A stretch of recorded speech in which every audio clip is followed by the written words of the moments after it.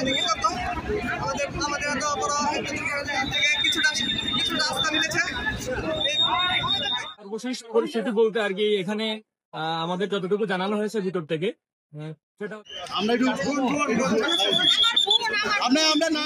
এখানে দাঁড়িয়ে মনিটর করছি সবকিছু, এবং আমাদের যে মেডিকেল কলেজগুলো রয়েছে, হাসপাতাল। সর্বশেষ পরিস্থিতি বলতে আর কি এখানে আমাদের যতটুকু জানানো হয়েছে ভিতর থেকে সেটা হচ্ছে ভিতরে আর কোনো আক্রান্ত ব্যক্তি বাকি নাই। যারা ছিল আক্রান্ত তাদের সবাইকে হচ্ছে উদ্ধার করে নিয়ে যাওয়া হয়েছে। এখানে সব থেকে উদ্ধার কর্মীদের যেটা সব থেকে বড় বাধা ফেস করতে হয়েছে সেটা হচ্ছে উৎসুক জনতা। এটার জন্য উদ্ধার কর্মীরা নিয়মিত তাদের কাজ করতে পারে নাই, উদ্ধার কাজ বাধাগ্রস্ত হয়েছে। প্লাস এখান থেকে আমাদের যে উদ্ধার করে যাদের নিয়ে যাচ্ছে তাদের হচ্ছে আপনার অ্যাম্বুলেন্স পর্যন্ত নিয়ে যেতে পারতেছে না। এটা একটা সমস্যা। সব থেকে বড় সমস্যা হচ্ছে উৎসুক জনতা। আর একটা সমস্যা হচ্ছে ডোনারের।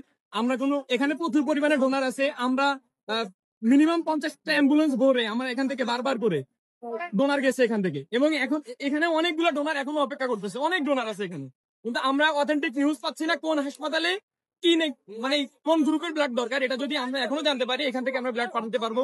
এখানে আমরা বাংলা কলেজ রেড ক্রিসেন্ট দল এসে এখানে আমরা হচ্ছে একটা বুথ বসিয়েছি ডোনারের জন্য এবং এখানে প্রাথমিক চিকিৎসার জন্য। আমাদের এখান থেকে অলরেডি 4-5 জন যারা অসুস্থ হয়ে গেছে, এখানে উদ্ধার কর্মীরাও কিছু ছিল, তারা সকাল থেকে কাজ করছে, তারা অসুস্থ হয়েছে, তাদেরকে প্রাথমিক চিকিৎসা দিয়েছি আমরা। এবং এখানে অনেকজন খাবার পানির ব্যবস্থা করেছে, এটা অনেক ভালো দিক। আর এখান থেকেই হচ্ছে আমরা ডোনার আমাদের যেহেতু কোনো নিউজ পাচ্ছি না আমরা কোন হাসপাতালে কি ব্লাড থাকবে। যদি সব হাসপাতালে আমরা হচ্ছে আনুমানিক সব পজিটিভ নেগেটিভ মিলায়া সব হাসপাতালে ডোনার পাঠিয়ে দিয়েছি এখান থেকে অ্যাম্বুলেন্সে করে। আরো যারা ডোনার এখনো দিতে ইচ্ছুক তাদের আমরা নাম এবং নাম্বার লিখে রাখছি। আমাদের কাছে অথেন্টিক নিউজ আসলে আমরা তাদেরকে দিতে পারি, সেই হাসপাতালে আমরা ডোনার সার্ভাইভ করতে পারি। আর আপাতত এখন আক্রান্ত ব্যক্তি বাকি নাই আশা করছি।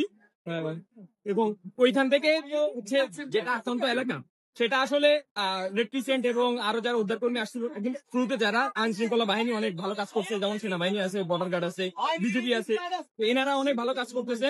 তার ওই যে আক্রান্ত এরিয়াটা তারা ঘিরে ফেলছে। সেখানে এখনো পর্যন্ত যারা পরে আসছে কিংবা ওখানে ভলেন্টিয়ার অনেক আছে, আর বাইরের ভলেন্টিয়ার দরকার হচ্ছে না। সেই জন্য সেখানকার সার্বিক পরিস্থিতি এখন মোটামুটি স্বাভাবিকই আছে বলা যায়। আমরা এখনো পর্যন্ত বাইরে থেকে সেখানে গিয়ে নিউজ দিতে পারছি না, শেষ খবর না আসা পর্যন্ত এটাই ছিল। না, আমরা ভিতরে যেতে পারি নাই। আমাদের হচ্ছে আমরা যখন আসছি তখন তারও আগে থেকে ভিতরে অনেক হচ্ছে রেস্কিউ টিম চলে আসছে, সেনাবাহিনী কাজ করছে, আইন শৃঙ্খলা বাহিনী। আমরা মূলত এসে দেখছি এখানে প্রচুর পরিমাণে হচ্ছে ক্রাউড, এত পরিমাণ ক্রাউড। আইন শৃঙ্খলা বাহিনী প্লাস বলেন স্বেচ্ছাসেবী টিম যারা ছিল, রেড ক্রিসেন্ট যারা ছিল, তারা কেউ এই ক্রাউড সামলাইতে পারতেছে না। এটা হচ্ছে সব থেকে বড় সমস্যা। এখানে উদ্ধার কর্মীরাও মানে ক্লান্ত, উদ্ধার কর্মীরা উদ্ধার কাজের থেকে ক্রাউড সামলাইতে পারতেছে না, এটা সব থেকে বড় সমস্যা হয়েছে।